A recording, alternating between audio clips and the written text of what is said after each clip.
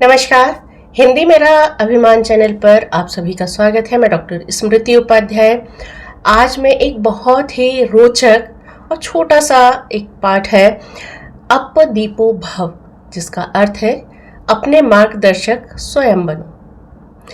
ये स्वामी श्रद्धानंद जी द्वारा लिखित है और इन्होंने सन 1914 में गुरुकुल कांगड़ी विश्वविद्यालय में दीक्षांत समारोह में भाषण दिया था। उसका एक छोटा सा भाग दिया हुआ है, तो उसमें पढ़ती भी जाती हूँ और साथ ही इसका हम अर्थ भी देखते चलेंगे। तो उन्होंने संबोधित किया, जो दीक्षांत समारोह में दीक्षित हो चुके छात्र थे, विद्यार्थी थे, उनको संबोधित कर रहे हैं। क्या बोल रहे हैं? कह रहे हैं, पुत्रों, आज मैं तुम्हें उन बंधनों से मुक्त करता हूँ जिनके अनुसार गुरुकुल में चलना तुम्हारे लिए आवश्यक था।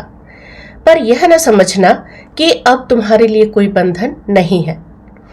प्राचीन काल से हमारे ऋषियों ने कुछ बंधन बांध रखे हैं, उन्हें मैं आज तुम्हें सुनाना चाहता हूँ। इन बंधनों के पालन करने में किसी का तुम पर दबाव नहीं, इसलिए ये बंधन और भी कड़े हैं। ये बंधन उन उपनिषद वाक्यों में वर्णित हैं जिन्हें आज से हजारों वर्ष पहले इस पवित्र भूमि में प्रत्येक आचार्य अपने स्नातकों को विद्या समाप्ति के समय सुनाया करता था। उन्हीं पुराने आचार्यों का प्रतिनिधि होकर मैं तुम्हें ये वाक्य सुनाता हूँ। पुत्रों, परमात्मा सत्य स्वरूप है। उसका प्यारा बनने के लिए अपने जीवन को सत्य स्वरूप बनाओ। तुम्हारे मन में, तुम्हारी वाणी में और तुम्हारी क्रिया में सत्य हो। धर्म मर्यादा का उल्लंघन मत करो। इस मर्यादा का साक्षी अंतःकरण ही है। बाहर से कोई धर्म बतलाने वाला नहीं है। जो हृदय परमात्मा का आसन है, वही तुम्हें धर्म बतला देगा। अपने आत्मा की वाणी को सुनो और उसके अनुसार चलो। स्वाध्याय से कभी मुख ना मोड़ो, वह तुम्हें प्रमाद से बचाएगा। जिस आचार्य ने तुम्हारी इतने दिनों तक रक्षा की, उसके प्रति तुम्हारा जो कर्तव्य है, उसे अपने हृदय से पूछो। यह कुल तुम्हारा आचार्य है। मैं नहीं जानता कि तुम इसे क्या दक्षिणा देना चाहते हो। मैं तुमसे केवल एक ही दक्षिणा मांगता हूं। मैं चाहता हूं कि तुम्हारे से ऐसा कोई काम ना हो जिससे तुम्हें अपनी आत्मा और परमात्मा के सामने लज्जित होना पड़े। तुम में से अब कई गृहस्थ जीवन में प्रवेश करेंगे। उनसे मैं कहता हूं कि 5 यज्ञों के करने में कभी प्रमाद ना करना। माता पिता, आचार्य और अतिथि ये तुम्हारे देवता हैं। इनकी सदा शुश्रूषा करना अपना धर्म समझना। पुराने ऋषि बड़े उदार और निराभिमानी थे। वे कभी पूर्ण या दोष रहित होने का दावा नहीं करते थे। उन्हीं का प्रतिनिधि होकर मैं तुमसे कहता हूं कि हमारे अच्छे गुणों का अनुकरण करो और दोषों को छोड़ दो। इस संसार की अंधियारी में किसी को अपना ज्योति स्तंभ बनाओ। पढ़ा पढ़ाया कुछ अंश तक पथ प्रदर्शक होता है, पर सच्चे पथ प्रदर्शक वे ही महापुरुष होते हैं जो अपना नाम संसार में छोड़ जाते हैं। वे जीवन समुद्र में ज्योति स्तंभ का काम देते हैं। ऐसे आत्मत्यागी, सत्यवादी और पक्षपात रहित महापुरुषों के, चाहे वे जीवित हों या ऐतिहासिक, उनके पीछे चलो। लेना तो सभी संसार जानता है। तुम इस योग्य हुए हो कि अपनी बुद्धि और विद्या में से कुछ दे सको। जो तुम्हारे पास है उसे उदारता से फैलाओ। हाथ खुला रखो, मुट्ठी को बंद ना होने दो। जो सरोवर भरता है वही छलकता भी है। यह स्वाभाविक नियम है। जिस भूमि की मिट्टी से तुम्हारी देह बनी है, जिसकी गंगा का तुमने निर्मल जल पिया है और जिसके गौरव के सामने संसार का कोई देश ठहर नहीं सकता, उस पवित्र भारत भूमि में रहते हुए तुम उसके यश को उज्जवल करोगे, यह मुझे पूरी आशा है। इसके साथ ही जिस सरस्वती की कोख से तुमने दूसरा जन्म लिया है, उसे कभी मत भूलना। किसी भी काम को करते हुए सावित्री माता की उपासना से विमुख ना होना। यह मैंने संक्षेप में उन वाक्यों का सारांश सुना दिया है जो कि सहस्त्रों वर्षों से इस पवित्र भूमि में गूंजते रहे हैं। इन्हें गुरु मंत्र समझो और अपना पथ दर्शक बनाओ। इसके अतिरिक्त मेरा भी तुम्हारे साथ कई वर्षों का संबंध रहा है। मैं तुमसे गुरु दक्षिणा नहीं मांगता। गुरु दक्षिणा देना तुम्हारा धर्म है, मांगना मेरा धर्म नहीं है। मैं तुमसे यह भी नहीं पूछता कि तुम्हारे राजनीतिक, सामाजिक या मानसिक विचार क्या क्या हैं। मैं तुमसे केवल यह पूछता हूं कि क्या तुम्हारे सब काम सत्य पर आश्रित है या नहीं। स्मरण रखो, यह संसार सत्य पर आश्रित है। सत्य के बिना राजनीति धिक्कारने योग्य है। सत्य के बिना समाज के नियम पद दलित करने योग्य है। यदि सत्य तुम्हारे जीवन का अवलंबन है तो मुझे न कोई चिंता है और न ही कुछ मांगना है। तो एक छोटा सा पाठ था और इसमें आत्मा की आवाज सुनने और तदनुसार यानी उसके अनुसार आचरण करने से आशय यह है कि जो हृदय परमात्मा का आसन है वही तुम्हें धर्म बतला देगा।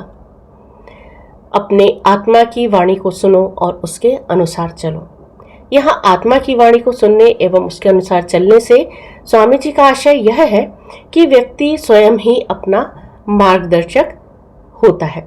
प्रत्येक व्यक्ति के अंदर स्थित आत्मा परमात्मा का ही एक अंश है। आलस्य के कारण उस पर आवरण चढ़ गया है, जिससे व्यक्ति अपने आत्म स्वरूप के दर्शन नहीं कर पाता तथा भटकाव के कारण मार्गदर्शन के लिए इधर उधर मार्ग खोजता फिरता है। अतः स्वामी जी ने कहा कि अपनी आत्मा की आवाज को सुनो, वही परमात्मा की वाणी है। और परमात्मा की वाणी कभी हमें गलत राह नहीं दिखाती, यह गलत राह पर हमें नहीं चलना सिखाती। आत्मा की आवाज सुनकर उसके अनुसार आचरण करके ही सत्य के पथ का अनुगमन किया जा सकता है। इसी में हमारा और समस्त संसार का कल्याण है। उन्होंने कहा कि धर्म मर्यादा की कसौटी अंतःकरण। ऐसा उन्होंने क्यों कहा? क्योंकि कहते हैं कि हमारे अंतःकरण में, हमारे मन में परमात्मा का वास होता है। परमात्मा सत्य का स्वरूप है, वही हमें सही मार्गदर्शन प्रदान करते हैं। अतः हम जिस धर्म मर्यादा को अंतःकरण की कसौटी पर कसते हैं, अर्थात सत्य की कसौटी पर कसते हैं, उसे हमें एक तरह से परमात्मा की कसौटी पर कसा हुआ समझना चाहिए। इसीलिए स्वामी श्रद्धानंद जी ने भी कहा कि धर्म मर्यादा हमारे अंतःकरण की कसौटी है। धर्म मर्यादा की कसौटी हमारा अंतःकरण ही है। और ज्योति स्तंभ से उनका आशय महापुरुषों से है। उन्होंने महापुरुषों को ज्योति स्तंभ की उपमा दी है, क्योंकि वे जीवन पथ पर हमें सही मार्गदर्शन प्रदान करते हैं। संसार रूपी अंधियारे से आने वाली बाधाओं से अवगत कराकर सही राह दिखाने का हमें अपने जीवन लक्ष्य को प्राप्त करने में ज्योति स्तंभ बने ये महापुरुष सही राह, सही मार्गदर्शन प्रदान करते हैं। उन ज्योति स्तंभों की भांति होते हैं जो स्वयं तो जलते हैं पर अपनी रोशनी से दूसरों के मार्ग को प्रकाशित करते हैं। ज्योति स्तंभों से आशय उन प्रकाश स्तंभों से है जो हमें राह चलते समय रोशनी अथवा प्रकाश प्रदान कर मार्ग दिखाते हैं। उनके प्रकाश की सहायता से हमें मार्ग की वास्तविकता का पता चलता है तथा हम ठोकर आदि खाने से बच जाते हैं तथा अपनी मंजिल की ओर निर्बाध रूप से, निर्बाध गति से आगे की ओर बढ़ते जाते हैं। अतः हमें सदैव ऐसे महापुरुषों का अनुसरण करना चाहिए।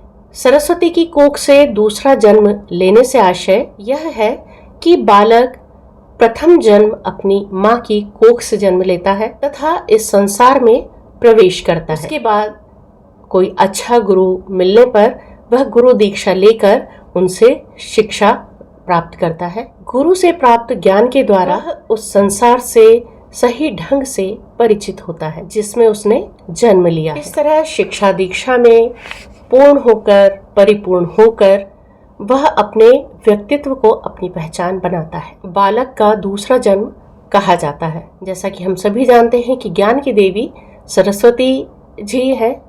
हमारी बुद्धि का विकास, शिक्षा दीक्षा आदि सब देवी सरस्वती की कृपा से, कृपा दृष्टि से, उनके आशीर्वाद से प्राप्त होता है। इसीलिए कहा गया है कि दूसरा जन्म सरस्वती की कोख से होता है।